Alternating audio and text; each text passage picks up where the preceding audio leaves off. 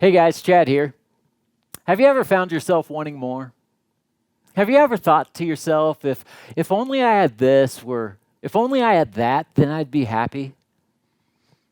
Have you ever thought maybe if I had a new car or a new phone or a new house or a bigger house, or maybe you're single and think if only I had a spouse or if I had more money, then I would be truly happy. I think we've all been there, where we have been pursuing things and thinking things would make us happy. But we know that's not true. The newness wears off. It gets old. We end up wanting something new right away. It's like a kid. You give them a Christmas gift, they are thrilled, right?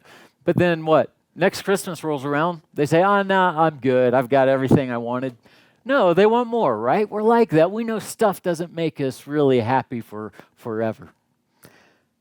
You see, if I'm honest, I'm going to admit that there have been too many times in my life that I've been complacent with my walk with Christ and not content with what I have. It really should be the other way around. Many of us, if we were brutally honest, would admit there are times where we have gone to extremes to get what we wanted because we thought it would make us happy, where we've done things that we're not proud of, things that we knew were wrong. We've lied, we've fudged the numbers in order to get what we wanted. We all know we have done things that we know are not God-honoring because we thought it would make us happy. But does it really? No. It falls far short. You see, Jesus people know that Jesus is what we really need. And instead of being complacent in our walk with Him, we should pursue Him more than anything else.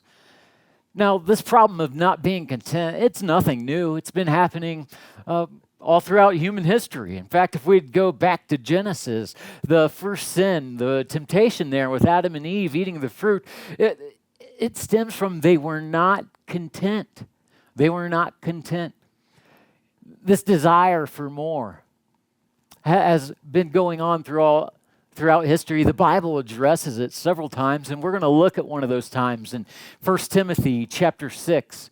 The Apostle Paul is writing to a young preacher named Timothy, and he says to him, "Yet true godliness with contentment is itself great wealth.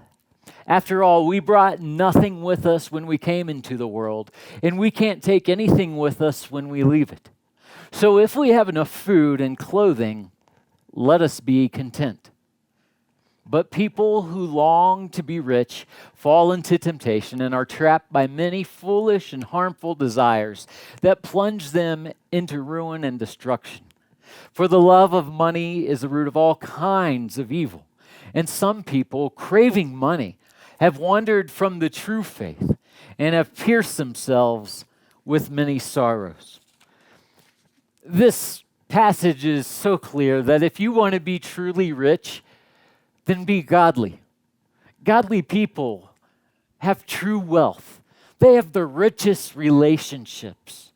They have the richest relationship with God and with others, because we find that we're better with life when Jesus is leading than when we're leading ourselves. Life is so short. It's not about the accumulation of stuff.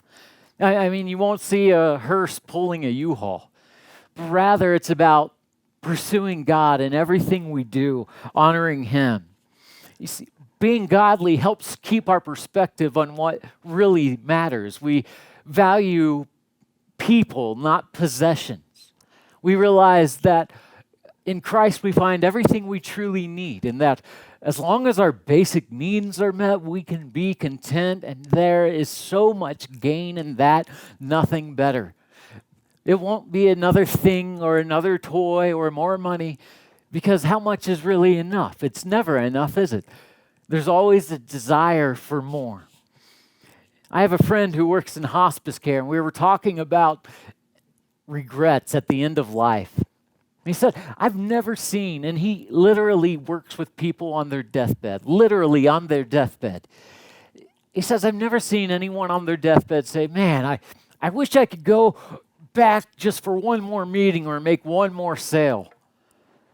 But he's heard numerous people wish that they could go back and invest more into their relationship with God and with others. You see, this passage is often misquoted as saying that money is the root of all evil. That's not what the passage says. It says the love of money. The love of money is a root of all kinds of evil. It's that desire and that longing that is unquenchable, never having enough, never finding contentment. That desire and that love is the problem. Money's not the problem. Stuff isn't the problem. I'm so thankful that God has blessed us with money and stuff that we can use that to be a blessing to others. The problem isn't money or stuff, but the problem is when money or stuff has us. And so today I want to challenge you, I want to encourage you to gauge where you are. In Matthew 6 and Luke 16, Jesus is very clear. We can't serve both God and money. It's one or the other. So gauge where you are. Where is your heart really? What is it that you're living for? Are you just seeking more to try to find happiness? Or is He truly your everything? That you're pursuing Him and His kingdom, His righteousness first and above all else. Gauge where you are, and then I'd encourage you, guard your heart. Guard your heart. Realize that there's more than what's going on than just a simple transaction. That every purchase was once a desire. Ask yourself, what's going on really? What is it?